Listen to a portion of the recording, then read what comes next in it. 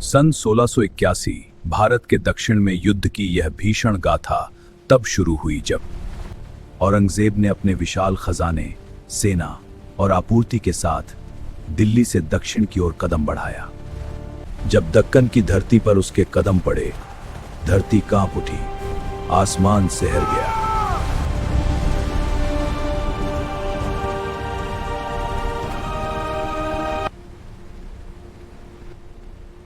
उसने अपने खजाने का कुछ हिस्सा सूरत और बुरहानपुर में छुपाया रखा।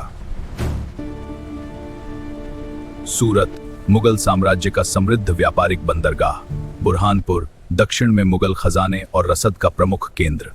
इस घटना के कुछ ही महीनों पहले छत्रपति संभाजी महाराज ने सूरत और बुरहानपुर पर आक्रमण करके मुगल खजानों को लूट लिया। अब औरंगजेब दक्कन में आ तो गया था, पर सामने पहला किला था, रामशेज, एक छोटा लेकिन अडिग किला जिसे मराठों ने 6 से 7 वर्षों तक निडरता से रोके रखा। 600 सैनिकों ने वहां मुगलों की लाखों की फौज का सामना किया और वह किला मुगलों को वर्षों तक थकने पर मजबूर कर दिया। तोपें गरजती रहीं, रणनीतियां बदलती रहीं, पर किले की दीवारें नहीं झुकी। मुगल सल्तनत की ताकत उस छोटे से किले के सामने थम गई थी। और तब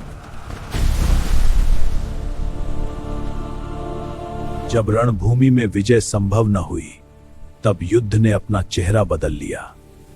रामशेज युद्ध भूमि में नहीं जीता गया था, वह जीता गया फितूरी से, लालच देकर, विश्वास को खरीदकर। औरंगजेब के इस रणनीति को मुंहतोड़ जवाब देने के लिए छत्रपति संभाजी महाराज ने युद्ध की वह नीति अपनाई जिसे मुगल सेना समझ ही नहीं सकी। यह सीधी टक्कर का युद्ध नहीं था, यह था गनिमी कावा। रात के अंधेरे में मराठा घुड़सवार बिजली की गति से निकलते मुगल चौकियों को पार करते हुए सीधे शहर के हृदय पर प्रहार करते हैं, और जब तक मुगल सेना संभलती, मराठा सेना पहाड़ों और जंगलों में विलीन हो चुकी होती। छत्रपति संभाजी महाराज के इस तरह के मुंहतोड़ प्रहारों ने औरंगजेब को परेशान कर दिया था। हर एक आक्रमण के साथ औरंगजेब की चिंता बढ़ती गई। खजाना घट रहा था, सैनिक थक चुके थे, पर वर्षों की असफलताओं ने उसे रोका नहीं। वह फिर भी अपनी योजनाएं बनाता रहा। सालों का युद्ध, अनगिनत सैनिक, और फिर भी विजय अधूरी। मुकर्रब खान को बुलाया जाए। शेख निजाम मुकर्रब खान।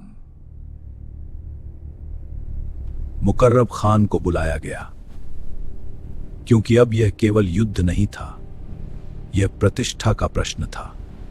क्षितिज पर लहराते ध्वज, खामोश खड़ी सेनाएं और इतिहास अपनी सांस रोके हुए, यह संघर्ष केवल भूमि का नहीं, सत्ता का नहीं, यह संघर्ष इतिहास को बदलने वाला था।